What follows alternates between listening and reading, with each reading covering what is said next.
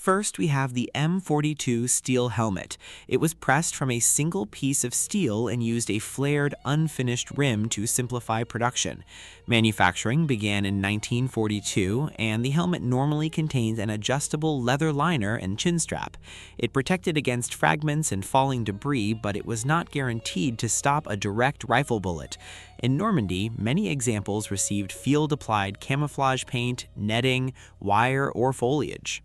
Next, we have the M43 field cap. It used a short visor with folding ear and neck flaps secured at the front by 2 buttons. Introduced during 1943, it became common throughout the German army. The cap was lighter and more comfortable than the steel helmet during marches and routine duties. It offered absolutely no ballistic protection, which was a useful reminder to change headgear before the shooting started. Let us continue with the M43 field tunic. It was a simplified field gray wool blend jacket with 4 patch pockets and fewer complicated tailoring details than earlier tunics. Wartime shortages meant that the exact color and material quality varied considerably. By the Normandy campaign, it could appear beside older M40 and M42 tunics in the same unit. German uniform supply was organized, but not organized enough to make an entire division look freshly issued for a documentary.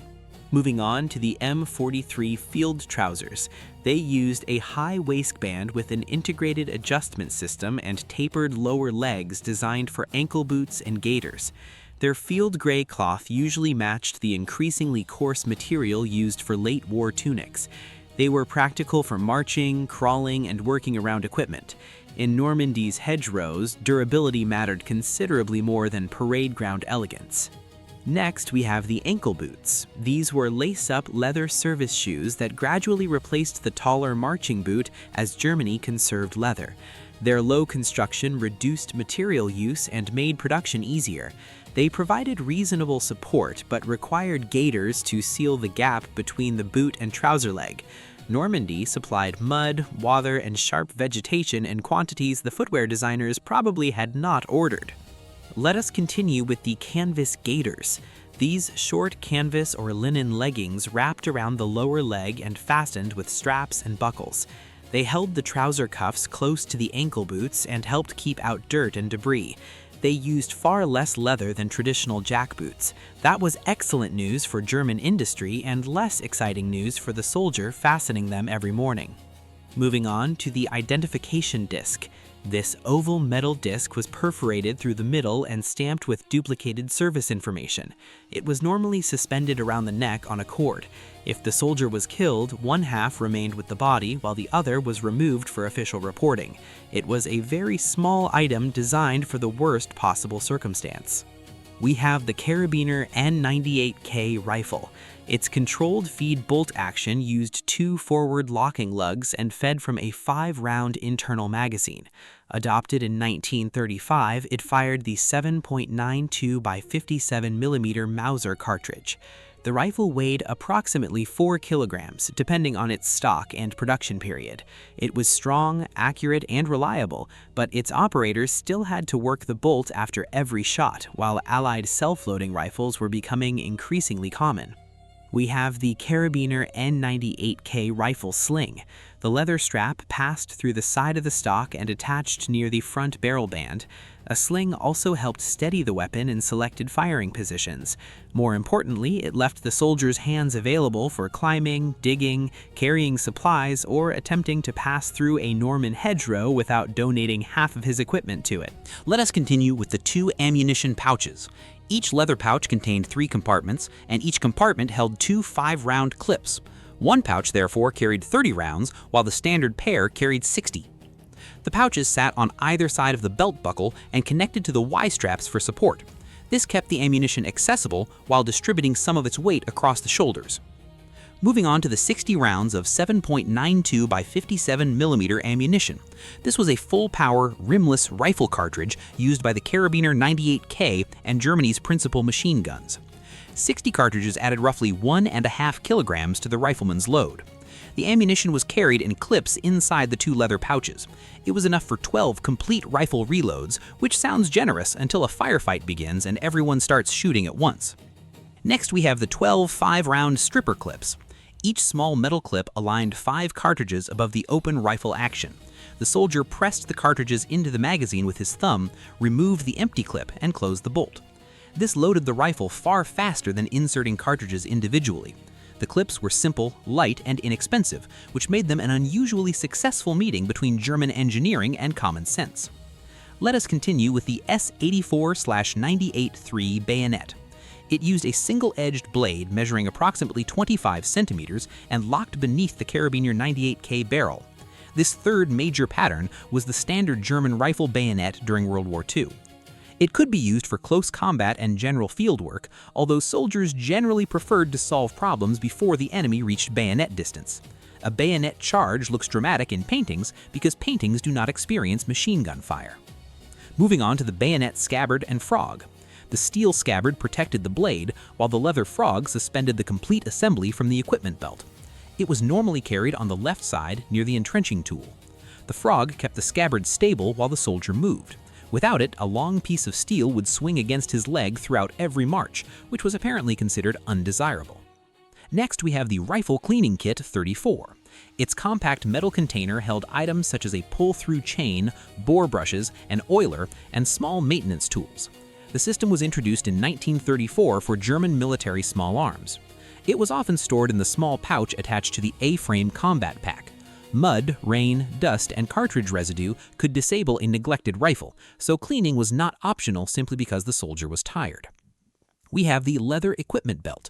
It formed the foundation of the German soldiers' carrying system and supported the ammunition pouches, bread bag, bayonet, entrenching tool, and other equipment. Internal hooks in the tunic helped prevent the loaded belt from sliding downward. The belt was worn with or without the complete field load. Almost every useful object was attached to it, meaning one broken belt could produce a surprisingly rapid equipment redistribution. Next, we have the enlisted belt buckle. The stamped metal buckle secured the equipment belt and displayed the emblem and motto associated with the soldier's branch.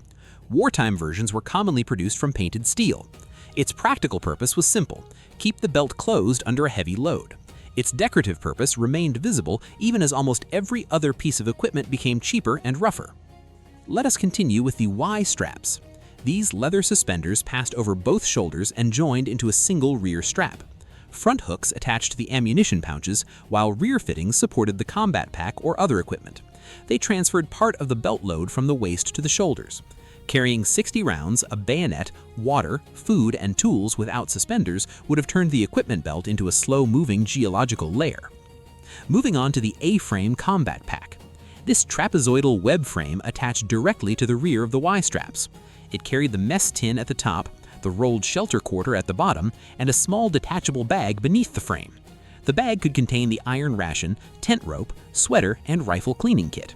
It was useful for marches and field positions, although it could be removed before an assault when mobility mattered more than possessing an entire portable household. We have the M31 bread bag.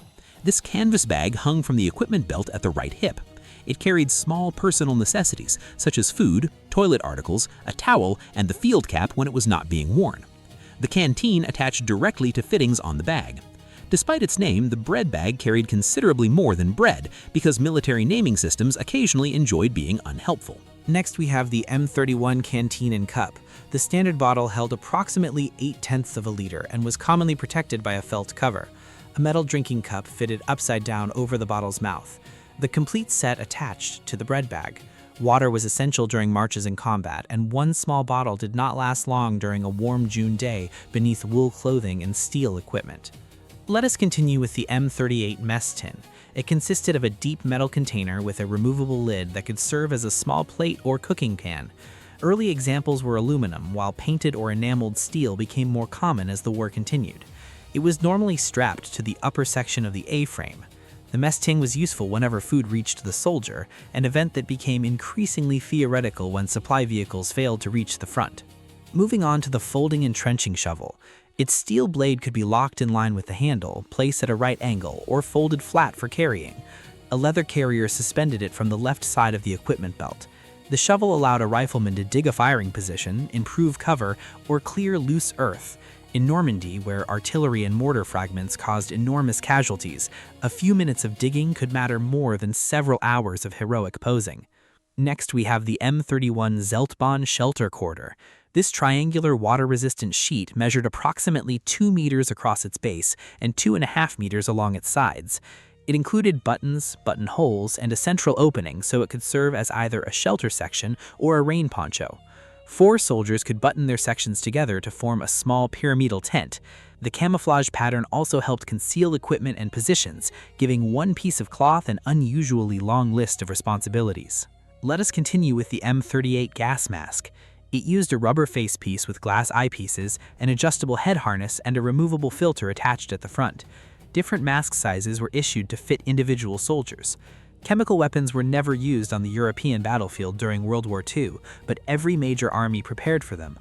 The soldier therefore carried the mask through campaigns in which it was rarely needed, but could not safely be discarded. Moving on to the gas mask canister. This ribbed metal cylinder protected the mask, filter, spare lenses, and anti-fogging equipment from damage. A shoulder strap supported the upper section, while a short strap attached the lower end to the belt. It was generally carried across the back or along the side of the body. Soldiers often used spare space inside it for personal items, because empty military storage space has never remained empty for long. Next, we have the gas cape and pouch. The cape was a lightweight protective sheet designed to cover the shoulders and upper body during a chemical attack.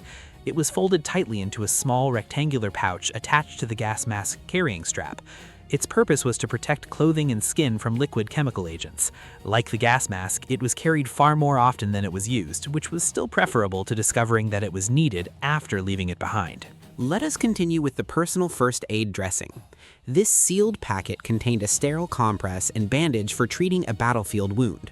It was normally carried in a designated pocket inside the field tunic. The dressing was intended for immediate use before a medic could arrive. It was small and inexpensive, but after shrapnel entered the body, it could become the most important item the soldier possessed. We have the iron ration. This was a preserved emergency food supply carried in the combat pack or bread bag. Its exact issue varied, but it usually included hard bread or biscuits with canned meat or another concentrated food.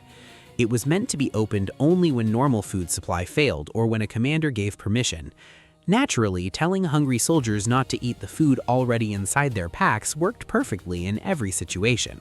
Next, we have the eating utensils. German soldiers carried compact metal utensils that could include a spoon, fork, knife, and can opening tool. They fitted inside the bread bag, mess tin, or a uniform pocket. The set allowed the soldier to eat hot meals from a field kitchen or open preserved food. Losing it did not stop hunger, but it did make every meal considerably more primitive. Let us continue with the Soldbook Paybook.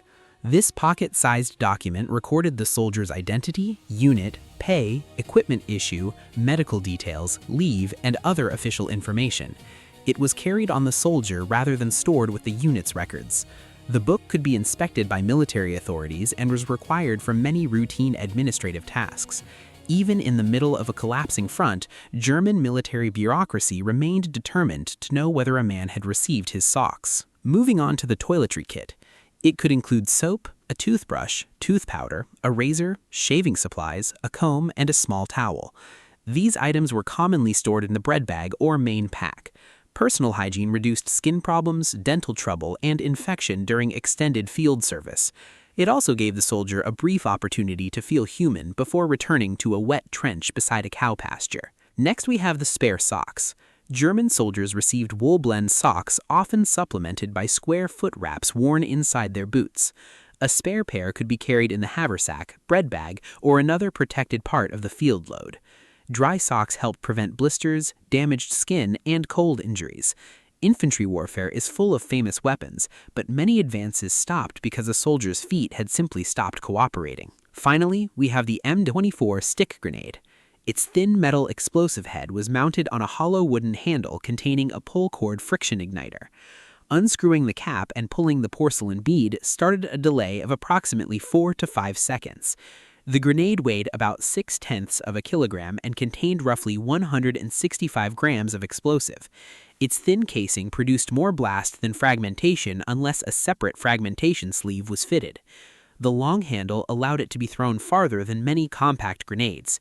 It was issued according to the mission, so a rifleman in Normandy might carry one or several rather than receiving one as a permanent part of his uniform. That was the major equipment carried by a typical German rifleman in Normandy. Not every soldier wore the same uniform pattern, carried the full A-frame, or received the same number of grenades. Unit shortages, battlefield losses, individual roles, and the mission determined what actually reached the front. But together, these items formed the working combat load of the German infantrymen during the Normandy campaign.